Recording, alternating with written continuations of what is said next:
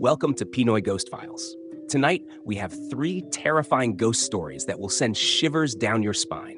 From eerie encounters to unexplained phenomena, each tale will draw you deeper into the unknown. So sit back, relax, and prepare for a chilling ride through the supernatural. Let's dive in. Story submitted last, Jan 26th, 2015. Title, Apartment, Door 1. Not from UST, just wanted to share. On November 11th, 2014, we rented an apartment near Bulacan. I liked this house because it was nice and had a lot of forest around. It felt like a province. It had 2 rooms upstairs. The room we used had a balcony. When you stepped out onto the balcony, you could smell the fresh air. It felt good in the morning. One night, I felt uneasy upstairs, like something was different, so I decided to sleep downstairs. Mr. agreed, so we all slept downstairs. Mr., our baby, and I. Around 1 a.m., I heard some knocking but ignored it, thinking it was just a neighbor. Then I heard a door in the bathroom opening. I felt creeped out. Next, I heard someone going upstairs. I didn't look, fearing what I might see. I just covered myself and tried to sleep. In the morning, I went upstairs to clean. I gathered my courage since it was morning. When I got up, I saw someone in white in the other room, running suddenly. While cleaning our room, I kept glancing at the other room and really saw someone in white looking at me. There were only some items in there. I went downstairs to get something, and when I opened the door, I saw someone peeking from the other room. I pretended not to see it. I went back upstairs and saw someone in white entering the room I was cleaning. As soon as I entered, it suddenly got cold. I went back downstairs without saying anything and didn't finish cleaning. I asked our neighbor, at door 2, if they heard anything since I heard knocking in the early hours. They said it wasn't them, and they asked me what time my baby was sleeping. I said my baby slept early. She's 2 years old. Another neighbor, at door 3, the one who's lived here the longest, 10 years, didn't respond. We slept downstairs for a week. Then I decided to sleep upstairs. A guest arrived and stayed downstairs. In the morning, the guest said they were restless and tried to go to the bathroom, but felt like someone was next to them. I didn't say anything while they were telling their story. We stayed in the apartment for a month, and I got used to the noises at night.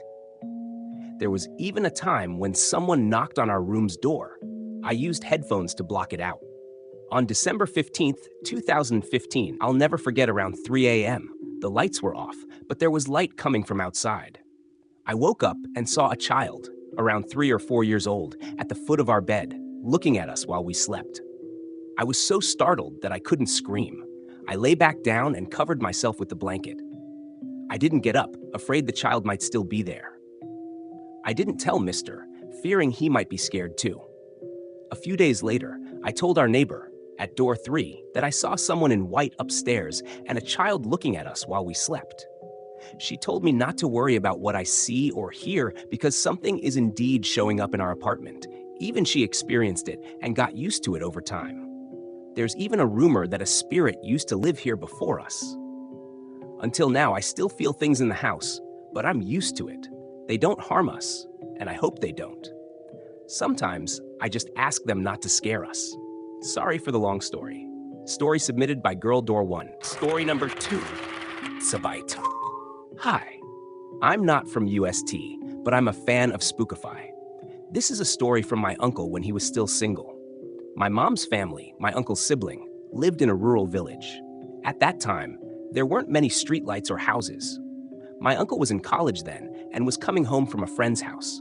He was walking home in the dark with many trees around, which was creepy. When he reached a crossing, he saw a small light not too far away.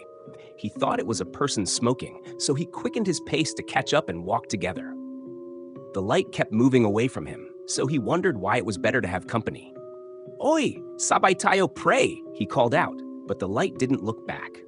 He noticed the person turned onto another road, which had an exit ahead, so he walked faster to meet and catch up. But when he got there, the light grew bigger. No, it was fire. It grew and formed the outline of a person. Santelmo is what it's called. It seemed very angry because the fire was so intense. He backed away and ran. He looked back and saw the Santelmo following him, so he ran even faster, terrified he was going to die. Miraculously, he saw a house and knocked loudly to get in. "Help! Help! Let me in!" Luckily, they let him in. He immediately shut and locked the door. They heard a loud groan from the creature, which seemed annoyed. He cried and thanked God for saving him. He left but carried a torch, a part of a coconut tree used as a torch, because carrying it keeps Santelmo away. I'm confused. Why are they afraid of the torch if they are also fire? Why? Story submitted by Matakutan3.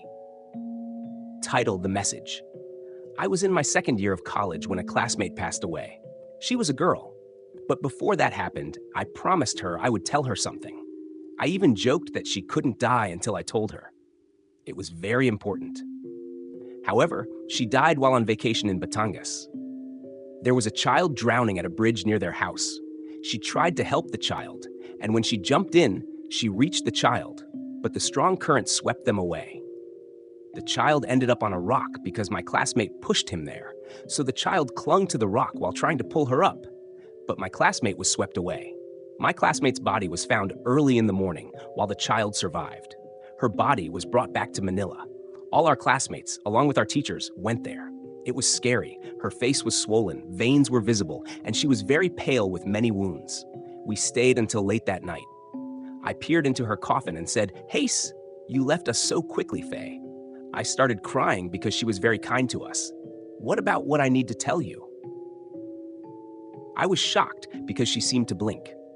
I stepped back, and then our classmate, Rico, approached me. "Is there a problem?" It seems like I didn't continue. Maybe they'd be scared. I ignored it. We got into the van, but I forgot my cell phone. When I returned, I was shocked to see my phone on top of my classmate's coffin. I quickly grabbed it and ran outside, but I suddenly stopped because I heard a whistling from behind me. I didn't look back because I was extremely scared. I got into the van, and my teacher asked why I looked so pale. I didn't say anything. We finally got home safely. I went straight to the bathroom to shower. After showering, I went straight to bed, exhausted. Suddenly, my phone rang. Someone was calling at this hour? When I picked up the phone, I was shocked to see that the caller was my deceased classmate. I screamed and ran. I called my mom on the phone since there was no one else at home except me and the housekeeper. But when I called, it seemed like a different person answered. A woman about my age, and her tone sounded angry. I hung up and searched for the housekeeper. When I went to her room, she was turned away from me, crying and then suddenly laughing. I was terrified. When I touched her shoulder, she turned to face me with a very angry look and screamed, saying, "It's me. Where is what you need to tell me? Come on, whisper it to me." Story submitted by. Thanks for joining us on this chilling journey through the unknown. If you enjoyed these ghostly tales, don't forget to like, subscribe, and hit the notification bell to never miss a new story. Have a paranormal experience of your own? Share it with us in the comments or send us a message. We might just feature it in our next episode. Until next time, stay safe and beware of what lurks in the shadows.